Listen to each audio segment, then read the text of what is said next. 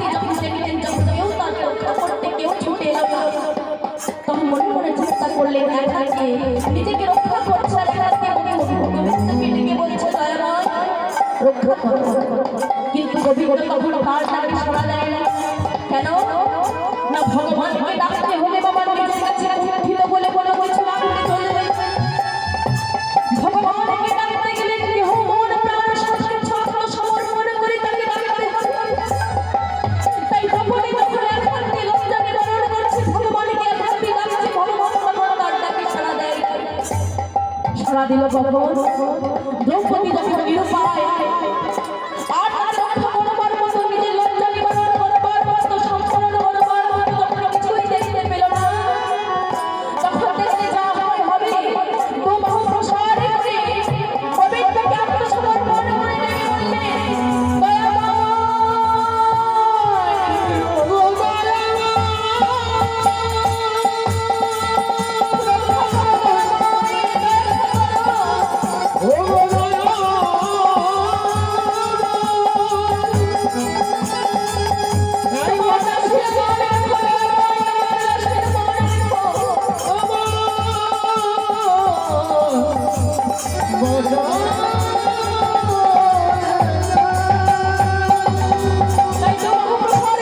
ডেকে বললেন কৃপা করো